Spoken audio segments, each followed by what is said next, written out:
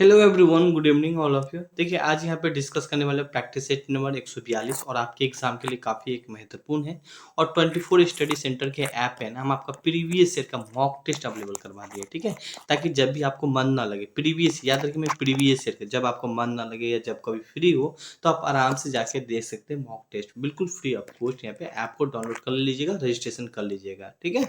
Now और PDF हम इनका टेलीग्राम पे शेयर कर देंगे, जितना बेस्ट होगा इतना बेस्ट देंगे। कल से होगा तो हम आप लोग के बीच बिहार जीके का क्वेश्चन लेके आएंगे, ठीक है। नाउ क्वेश्चन फर्स्ट यहाँ पे हम लोग देखने की कोशिश करें। एंड फर्स्ट क्वेश्चन है, राज्यपाल का पद और गोपनीय का शपथ किसके द्वारा दिलाया जाता है। यहाँ पे उच्च राज्य के मुख्य न्यायाधीश के द्वारा या प्रेसिडेंट मतलब राष्ट्रपति के द्वारा, भारत के मुख्य न्यायाधीश के द्वारा, उपयुक्त में से एक से अधिक या उपयुक्त में से कोई नहीं। अगर मैं इनका आंसर की बात करने वाला हूँ तो उच्च न्यायालय के मुख्य न्यायाधीश के द्वारा, ऑप्शन ए इसका करेक्ट आंसर हो जाएगा। यहाँ पे थोड़ा सा अगर हम इनके बारे में देखने की कोशिश करें, अनुच्छेद 153 में कहा गया कि प्रत्येक राज्य के लिए एक राज्यपाल होगा। न्यायालय का जो मुख्य न्यायमूर्ति है या उनके अनुपस्थित में उस न्यायालय का वरिष्ठ न्यायाधीश के समक्ष शपथ लेंगे। और अनुच्छेद 161 राज्यपाल की क्षमादान शक्ति से संबंधित है। यहाँ पे तो इस पॉइंट को थोड़ा सा हाईलाइट कीजिए, काफी एक महत्वपूर्ण पॉइंट है। अनुच्छेद 161, अनुच्छेद 153, ठीक है। ये सब बात को भी थोड़ा सा अपने अकॉर्डिंग आप हाईलाइट कर सकते हैं। यहाँ पे कोई फिजूल की चीज में चर्चा नहीं करता हूँ, और हो सके तो एक फ्रेंड को जरूर शेयर कीजिएगा। नाउ क्वेश्चन 2 यहाँ पे बात करने वाले, ध्वनि किससे नहीं गुजरती। यहाँ पे आप इस तरह भी समझ सकते हैं, या डॉट डॉट नहीं गुजरती है। मिट्टी में नहीं गुजरती, बिल्कुल गुजरती है ध्वनि को, है ना।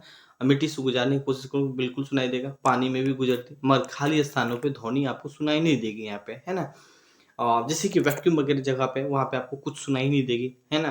तो ऑप्शन सी करेक्ट आंसर हो जाएगा, उपयुक्त में से कोई नहीं, या एक से अधिक भी नहीं हो जाएगा यहाँ पे, है ना।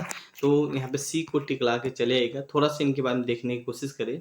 ध्वनि का तरंग संरचनाओं के लिए किसी माध्यम की आवश्यकता ही होती है, इसीलिए ध्वनि ध्वनि की तरंग निर्वातों से नहीं गुजर सकती थी। इस पॉइंट को थोड़ा सा अपने अकॉर्डिंग हाईलाइट कर सकते हैं।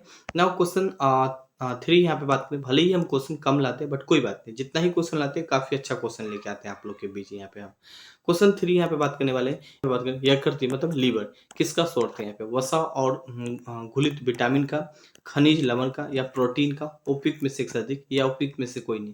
प्रोटीन हो जाएगा, ऑप्शन सी करेक्ट आंसर हो जाएगा। थोड़ा सा अगर हम इनके बारे में देखने की कोशिश करें यहाँ पे, तो यकृत प्रोटीन का एक अच्छा सोर्स है। प्रोटीन कोशिकाओं के स्वास्थ्य एवं दृढ़ बनाता है, और ये हड्डी को भी मजबूत बनाते हैं। यहाँ पे नौ क्वेश्चन 4 यहाँ पे हम लोग बात करने वाले हैं। एंड 4 क्वेश्चन है कि जड़त्व, जिन्हें हम लॉ ऑफ इनर्शिया बोलते हैं, उन्हें हम क्या कहते हैं। न्यूटन के पहले नियम को, ठीक है, न्यूटन को पहले नियम को ही है ना हम जड़त्व का नियम कहते हैं, मतलब इनर्शिया का लॉ कहते हैं, ठीक है। तो ऑप्शन एक करेक्ट आंसर हो जाएगा। न्यूटन के दूसरा नियम, न्यूटन के तीसरा नियम, उपयुक्त में से एक से अधिक भी नहीं होगा, उपयुक्त में से कोई नहीं हो, ठीक है। एक और टिक लगा के चले आएगा। थोड़ा सा अगर हम इनके बारे में दिखाने की कोशिश करें, जड़त्व के नियम न्यूटन के पहले नियम के रूप से भी जाना जाते हैं यहाँ पे। और न्यूटन की, यहाँ न्यूटन की गति पहले नियम के अनुसार एक वस्तु सदैव विराम अवस्था में रहेगा, तो वो विराम अवस्था में ही रहेगा।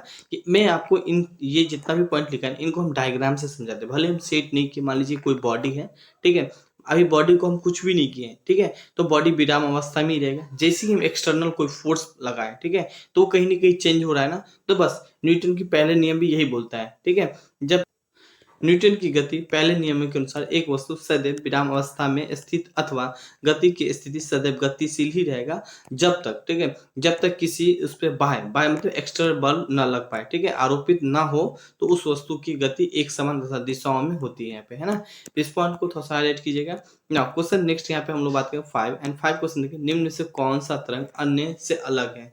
प्रकाश तरंग, या एक्स किरण, या ध्वनि तरंगे, या उपयुक्त में से एक से अधिक, या उपयुक्त में से कोई नहीं। अगर मैं इनके आंसर की बात करूँ, ध्वनि तरंग, ऑप्शन सी करेक्ट आंसर हो जाएगा। हाँ, थोड़ा सा अगर इनके बारे में देखने की कोशिश करें, ध्वनि तरंग अनुदैर्ध्य तरंग होती है। इनके अलावा अन्य सभी तरंग अनुपस्थित विद्युत चुंबकीय तरंगों का एक उदाहरण है। यहाँ पे नौ क्वेश्चन 6 यहाँ पे हम लोग बात करने वाले हैं। एंड 6 क्वेश्चन है, निम्न में से वह नदी कौन सी है जिनका उद्गम स्थान भारत के क्षेत्र में नहीं होते। मेरे ख्याल से ये क्वेश्चन रिपीटेड है बट कोई बात नहीं। महानदी है क्या, या ब्रह्मपुत्र, बिल्कुल महानदी तो होगी नहीं यहाँ पे, बे ऑफ बंगाल, बंगाल की खाड़ी में गिरती है यहाँ पे, है ना।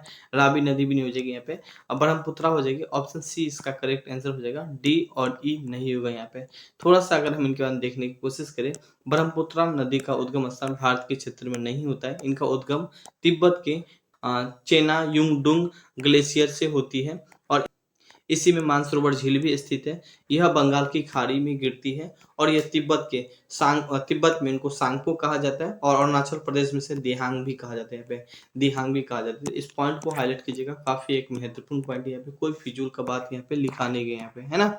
नाउ क्वेश्चन 7 यहाँ पे बात करें, संसार का सबसे बड़ा महासागर कौन सा? आर्कटिक महासागर, हिंद महासागर, प्रशांत महासागर। देखिए अगर आप वर्ल्ड मैप देखिएगा तो आपको सीधा दिख जाएगा प्रशांत महासागर सबसे बड़ा महासागर है ना। तो सी को टिक लगा के चलेगा, क्योंकि डी और ई नहीं होगा यहाँ पे। हाल ही का यहाँ पे किलोमीटर के बारे में भी दर्शाया गया है यहाँ पे प्रशांत महासागर के बारे में, मगर इन्हें आप ही पढ़ लीजिए, काफी लंबा चौड़ा में लिखा गया है, बिल्कुल नंबर के जैसे। मैम एक पॉइंट को और जरूर आप हाईलाइट कीजिए, यह गहरा, ठीक है, कितना गहरा स्थान देखें तो मेरियाना ग्रत है जो कि 1133 किलोमीटर यहाँ पे है ना। तो इस पॉइंट को थोड़ा सा हाईलाइट कीजिएगा। और सबसे अगर हाइट में पूछे तो माउंट एवरेस्ट है यहाँ पे। तो इस पॉइंट को कुछ ज्यादा हाईलाइट कीजिएगा। हाल ही का ये इतना नहीं पूछे थे, इसीलिए मैं यहाँ पे चर्चा नहीं किया हूँ यहाँ पे, है ना। बाकी आपने दिखाने के लिए, समझाने के लिए मेंशन कर दिया था यहाँ पे। क्वेश्चन 8 यहाँ पे बात करें, निम्न में से कौन सा अनुच्छेद भारत को पंचायती राज व्यवस्था में प्रारंभ है? 32 में, अनुच्छेद 40 में, अनुच्छेद 45 में, उपयुक्त में से एक से अधिक या उपयुक्त में से कोई नहीं। अनुच्छेद 40 हो जाएगा, option C B correct answer हो जाएगा। थोड़ा सा इनके बारे में देखने की कोशिश करें। पंचायती राज व्यवस्था भाग 4 राज्य के नीति निर्देश तत्व के अनुच्छेद 40 से संबंधित है। यह कहा गया है कि राज्य में ग्राम पंचायतों का गठन करके उन्हें आवश्यक शक्तियों को प्रदान कर सकते हैं यहाँ पे, है ना। तो इस पॉइंट को थोड़ा सा हाईलाइट कीजिएगा, काफी एक महत्वपूर्ण पॉइंट है यहाँ पे। नाउ क्वेश्चन 9 यहाँ पे हम लोग बात करें। 9 क्वेश्चन है, भारतीय न्यायपालिका के शीर्ष स्थान कौन होता है यहाँ पे?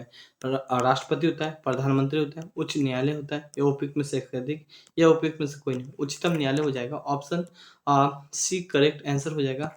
थोड़ा सा अगर हम इनके बारे में देखने की कोशिश करें, भारतीय न्यायपालिका का शीर्ष स्थान उच्चतम न्यायालय का वे उसके अधीन या उच्च न्यायालय होते हैं। जो सर्वोच्च न्यायालय के भारत के अंतिम उच्च न्यायालय है, उसे ही संविधान की व्याख्या करने का अधिकार है यहाँ पे।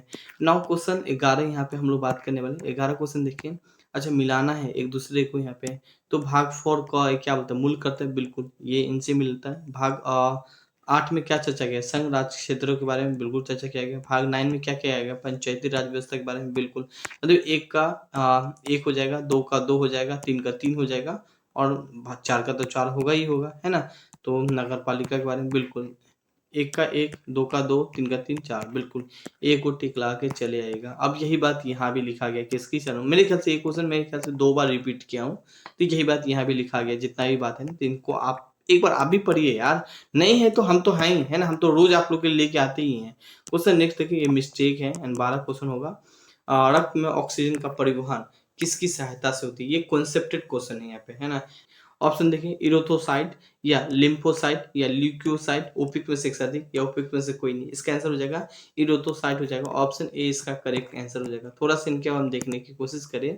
इरोथोसाइट एक लाल रक्त कणिका हीमोग्लोबिन को ऑक्सीजन 4 गुना उपस्थित होता है तथा फेफड़ा से प्राप्त ऑक्सीजन के साथ मिलकर ऑक्सीजन हीमोग्लोबिन बनाता है और विसरण क्रियाओं के द्वारा शरीर के प्रत्येक कोशिकाओं तथा ऑक्सीजन का परिवहन करते हैं। तो इस पॉइंट को हाईलाइट कीजिएगा, काफी एक महत्वपूर्ण पॉइंट है आपके एग्जाम के लिए यहाँ पे।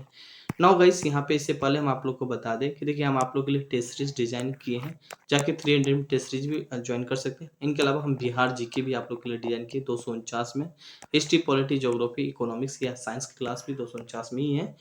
तो इस सभी के साथ टेस्ट भी इंक्लूड है, ज्वाइन कर सकते हैं इस नंबर से, और टेस्ट बिल्कुल फ्री है, इस नंबर से जा सकते हैं, जो कि प्रीवियस ईयर का होगा मॉक टेस्ट के रूप में। 24 स्टडी सेंटर के ऐप डाउनलोड कर सकते हैं। Thank you, have a nice day. कोई कुछ नहीं, बेचक कमेंट करके पूछ सकते हैं।